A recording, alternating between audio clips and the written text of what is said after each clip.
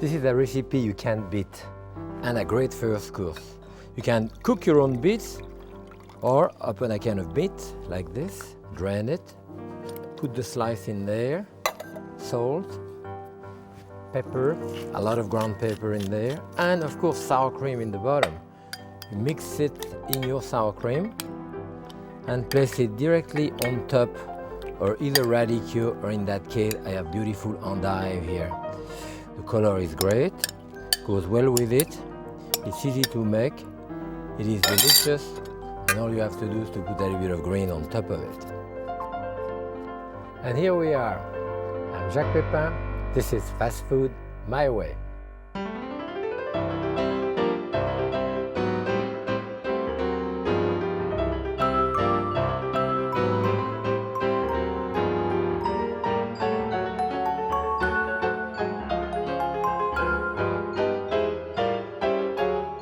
Happy cooking!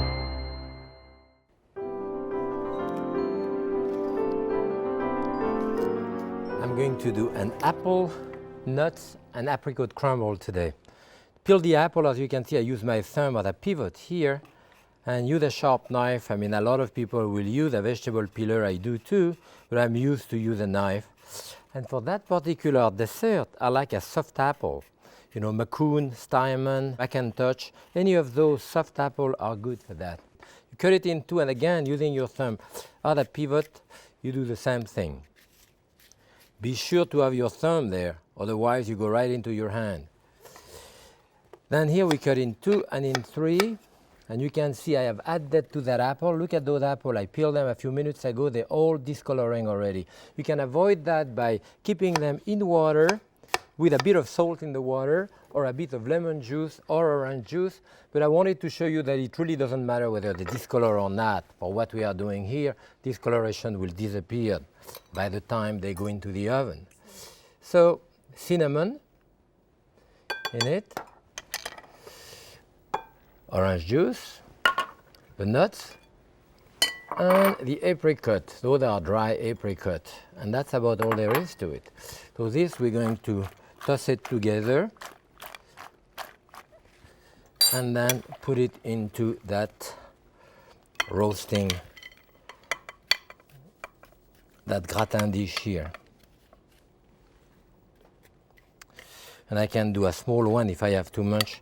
That will be for the cook in the kitchen, you know. But it can be pretty full. Oh, maybe I'll put all of it, packing them up on top. That's it.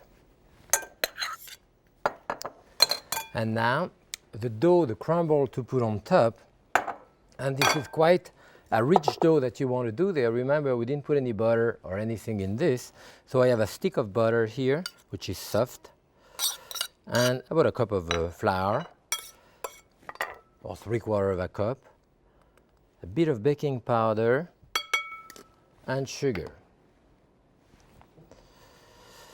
Actually, I didn't put any sugar in there. I need sugar in this also. About the same amount. I have 1/3 of a cup in the dough and 1/3 of a cup on my apple. And it's fine. Okay, now this just have to be mashed together. If your butter is soft, it should go quite easily. Those are those type of dough that you do in summer with different type of berry. In that case here, we're doing with apple, but you can do them with pear or, of course, strawberry, raspberry, boysenberry, blueberry, which of course you follow the season. It's the best thing to do. See, that will gather together pretty fast. I have a little bit of baking powder, will give some softness and also some airiness to the dough, you know. It won't be too dense together. This is not the type of dough that you roll, you know, the type of dough that you break into pieces like this, and you place right on top of your fruit. So it's pretty coarse, country style like. I didn't want to put my finger in it, so I have my finger in it. So now my fingers are messed anyway. Okay, and this goes into the oven, about 400 degrees, for like 35-40 minutes.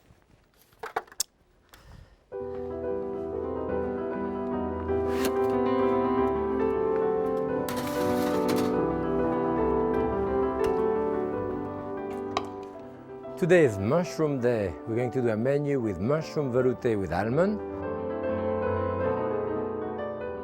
instant beef tenderloin stew with button mushroom, and a mushroom and raisin chutney.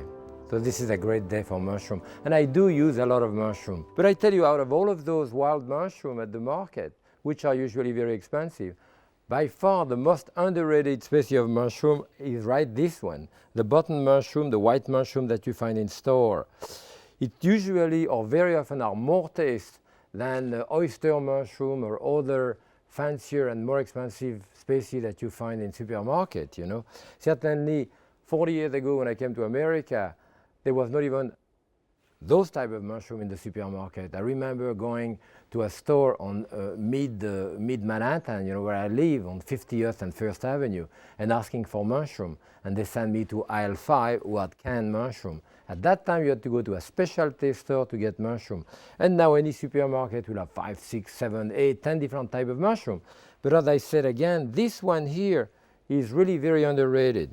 Now, people very often want to buy it very tight together, the small, you know, tight button mushroom, which is fine. But when it starts opening, and you can see the gill, the black around, the mushroom get older and open, it has even more flavor. So very often in the back of the supermarket, when they have leftover vegetable, I go pick up a whole package of vegetable for like 80 cents because they are black and open. Those have more taste than the button mushroom very often. So today is our great mushroom day, and we're going to do great recipe with it. And now, the main course today is going to be a fillet of beef, we call tenderloin, with a whole array of vegetables. But the way we're going to do it is kind of an instant stew. All of the ingredients are put together at the last moment, and we'll start with the vegetable here. And I have a potato, which I'm going to peel. Always peeled toward yourself, using your thumb, you know, to direct. This is the way I was told as an apprentice. And I'm still afraid that if I don't do it the right way, the chef is going to be behind me to kick me in the rear end, you know, so I try to be careful. So here we cut that into about inch or 3/4 of an inch pieces. Potatoes tend to stick, you know, like this because of the starch. And that's very often the reason why you want to wash your potato, to remove some of the starch so they don't stick too much in your skillet. I have baby carrot here. Some of those are just the right size. Some of those are a bit too big, so you cut them in half to have them about equal size. So here, olive oil, piece of butter, and I have more potato done here. You're gonna wash your potato, as I say, in water. Take some of the starch out. You'd be surprised if I were to remove those potatoes by hand. At the bottom of that bowl with the water, I may pick up like a teaspoon of potato starch. Huh? And this.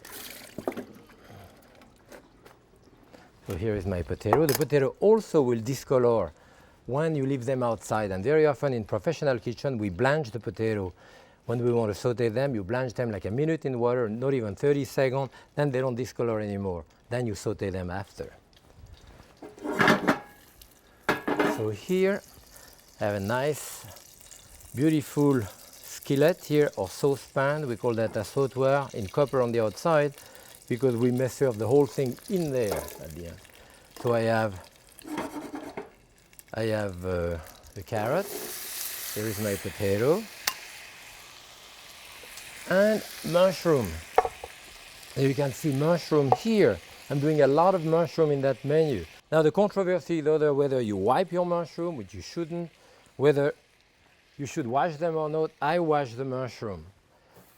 Now this is not the idea of washing or not washing the mushroom. The idea is not to do it ahead. It's not to do it. You do it only when you're ready to use it. You take them out and you use them. If you do them ahead, they start getting brown, discolor, and so forth. Okay, so let's see what we have here. I have my potato. This is on high, and my mushroom. So this is the base of our stew. And this I want to cook partially covered to let a bit of the steam evaporate like this. About 7-8 minutes. I want them brown also, but tender, just the right way. And next I'm going to do a kind of a chutney of a mushroom. I have those mushrooms here, and it's relatively easy to do. And I do those with wild mushroom as well as those, and they keep for weeks in the refrigerator, and I use it to serve as a garnish for cold cut, for roast, for poultry, and so forth. So I have this in there. I'm going to put a little bit of chopped onion in there, and it really doesn't matter the way you chop your onion here, because they can be slightly coarser or so. This is fine here. I have a couple of cloves of garlic in there. Again, the same way. Well, 1 clove is enough here. This is a large one. I don't want too much garlic in there. Okay, I have raisins. I have seed, mustard seed, and you have the black one or those. I like those for that dish. The raisins. A bit of olive oil. We're going to put bay leaves in there and a little bit of ginger. You can take a piece of ginger like this, and you can actually, using a spoon, scrape it with a spoon like this. Actually, I'm going to chop it very fine, and even if I didn't peel it at all, it would be okay in this, as you can see.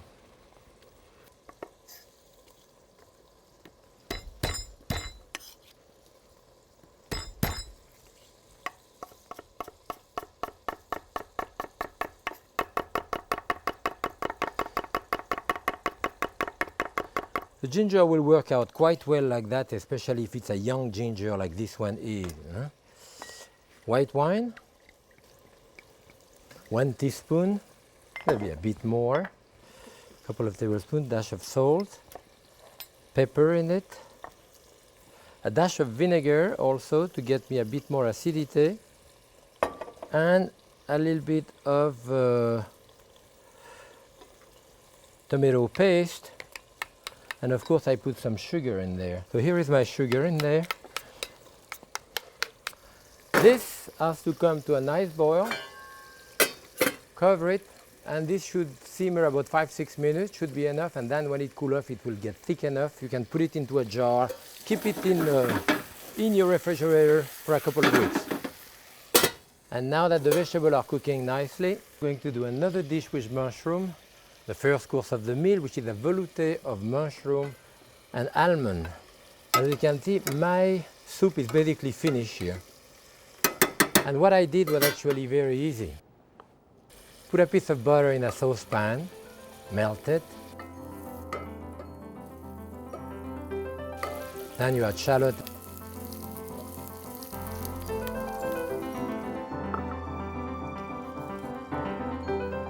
Then garlic. Saute it for a few seconds. Then add a little bit of flour on top.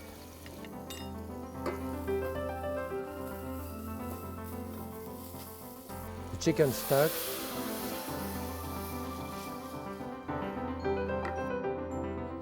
Salt. Pepper. And you bring it to a boil. And the piece of tree here, the dry mushroom. And add the chopped mushroom, and then you want to cover, bring it to a boil and partially simmer for about 10 minutes. Then remove the tree here, simmer it partially covered for about 30 minutes. You can see that that piece of tree here, which is very soft now, is much larger than what I put in. What you do is actually a garnish. It gives some taste to the soup, but particularly the crunchiness of it is great to go as a garnish on top of the soup. So this is what I did here. That will go as a garnish along with those slivered or sliced almond rather which I brown into the oven or in a skillet. So the next thing you want to do a puree out of this. And this is a nice nifty machine to do that.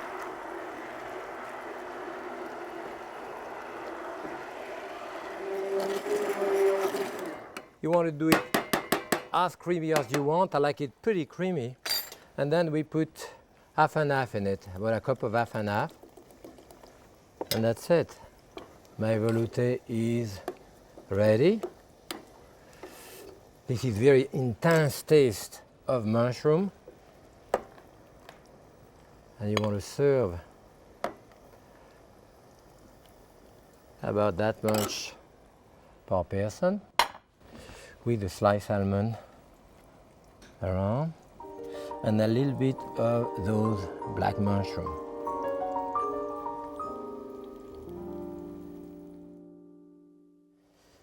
Let's see. Oh, the mushrooms are beautiful now, nice and thick, and they will get thicker as they cool off. So there are plenty. You can put them on the side.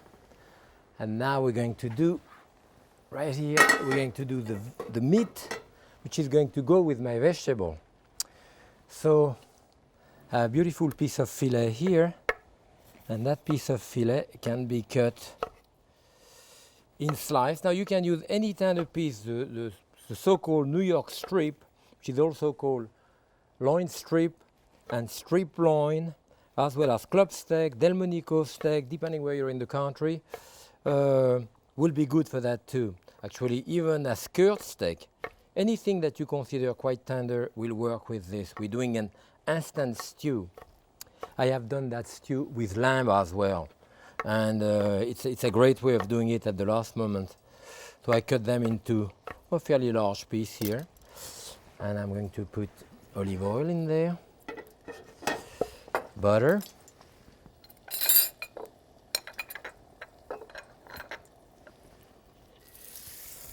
and we're going to sear the meat in there.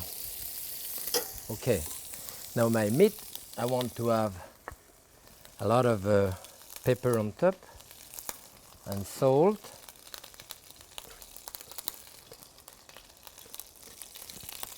And that's it. The pan really hot. And in that particular instance, you would not really want to use a non-stick pan. And the reason is that on a non-stick pan, the crystallization of the meat, the juice, tends to stick to the pan. And there, I want the juice to create a little bit of a jus, a sauce at the end. So here is all of my vegetables here, which are nice and brown. In this, I'm going to add peas to it. I have peas. Those are fresh peas, right out of the cob, you know. Those are beautiful. They'll cook in a few minutes. A little bit of onion. All of that while the meat is finishing cooking.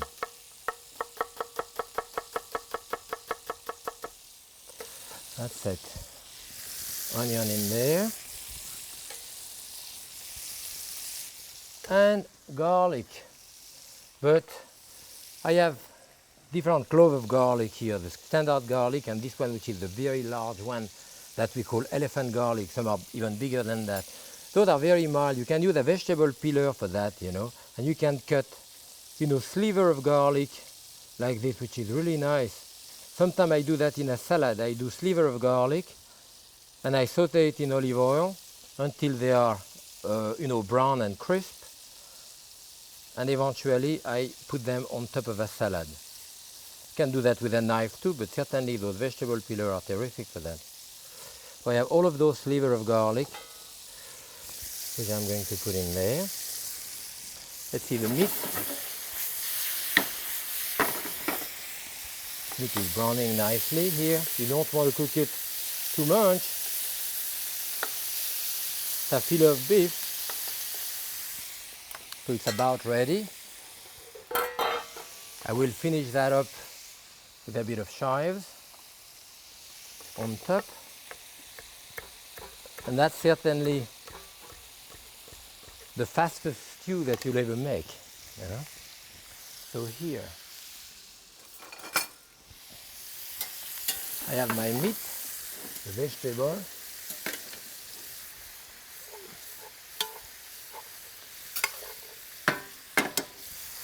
I'm going to add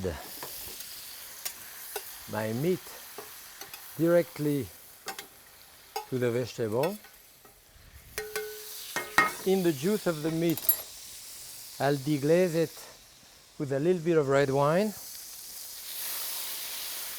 or white wine or chicken stock, any of this to finish it up. You'll have a natural juice in there that you put on top. Again, you stir your stew together with the fresh vegetable, your chives. This is a real easy stew. Takes a few minutes to make. You can serve it directly in that beautiful copper container here with the mushroom. And conventionally, those mushrooms are served cold or cool, at the most lukewarm. And as I said, they will get slightly thicker as they cool off. But they are a great chutney-like thing, you know.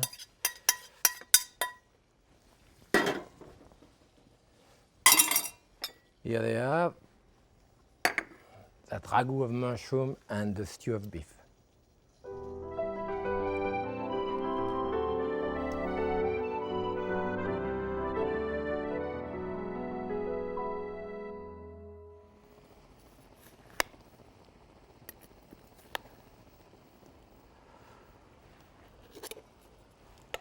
See, the beautiful is still quite hot now. You may not want to serve it that hot, but even like that, it's really, really good.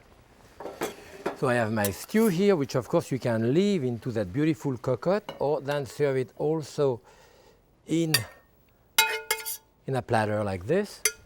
Put the carrot on top. I see those crystallized carrots here. Sounds good. And with my beef stew, I'm going to enjoy a deep red Cabernet Franc from Napa Valley. I enjoy making it to you. Cook it for your friend, you'll enjoy it. I'm going to have one of those here. It's really good. And hot too. But that easy stew, I know you're going to do it for your friend. I enjoy making it for you. Happy cooking.